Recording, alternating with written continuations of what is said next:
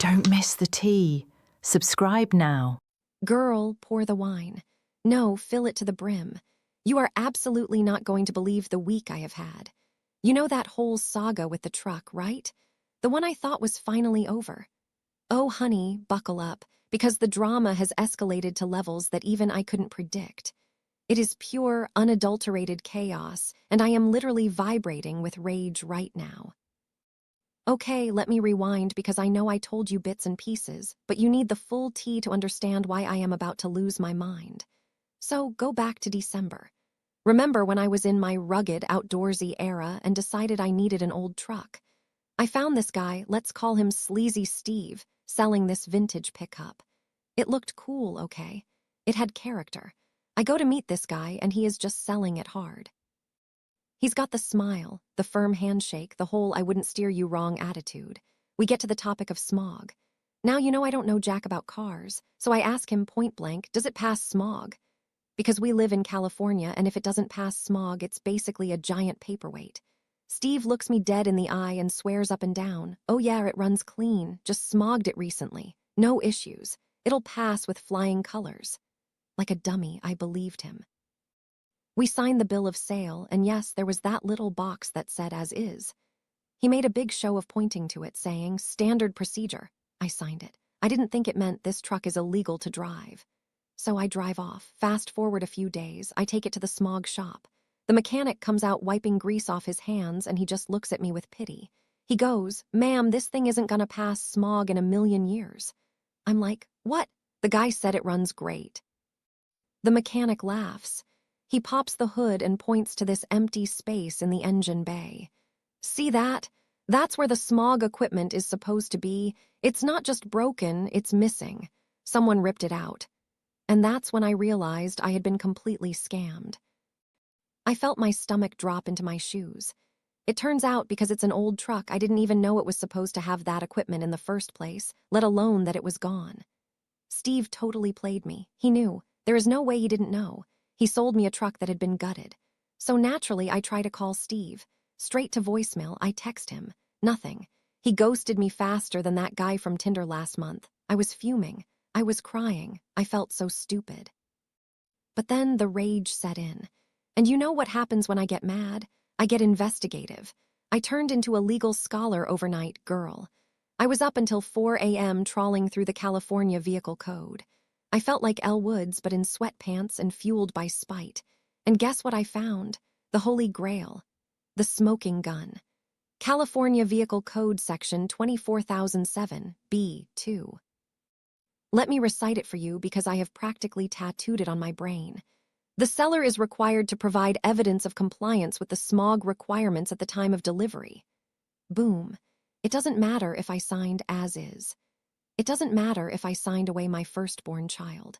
In California, you absolutely cannot legally sell a vehicle that doesn't pass smog unless you explicitly sell it as parts only, which he did not do.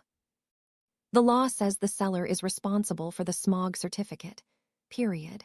It was the one out I had against that stupid as-is contract, so I took his sorry behind to small claims court. Oh, the hearing was delicious. I was nervous, shaking like a leaf, but I had my binder of evidence.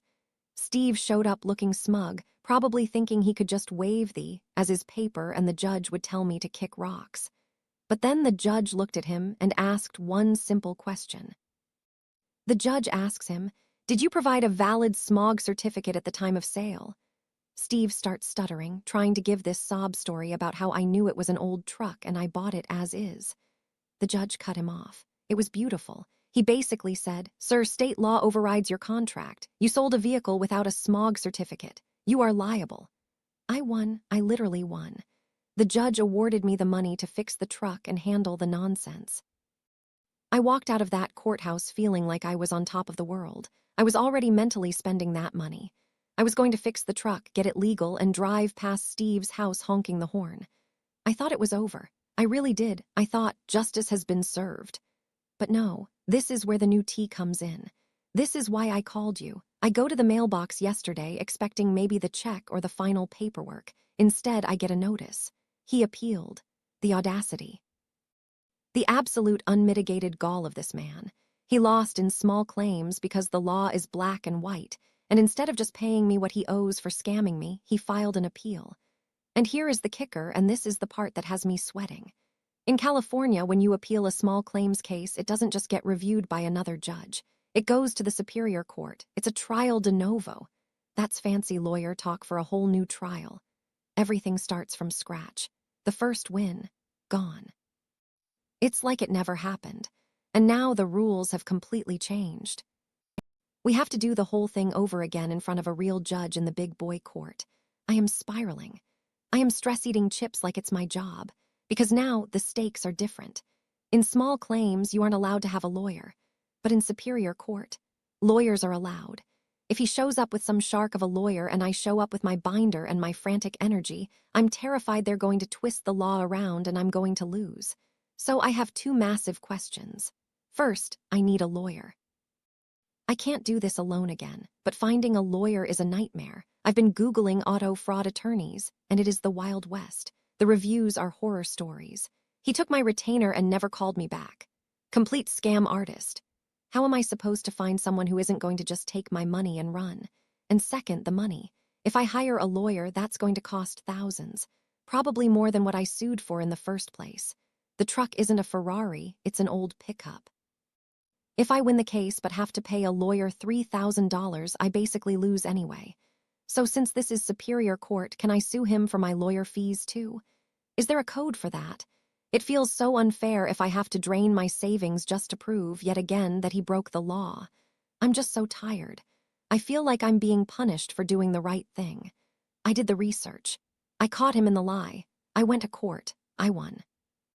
And now I have to fight for my life all over again because he has too much pride. I'm currently accepting recommendations for lawyers or spiritual cleansings. Tell me I'm not crazy. Have you ever heard of anyone winning lawyer fees in a situation like this? I need hope, babe.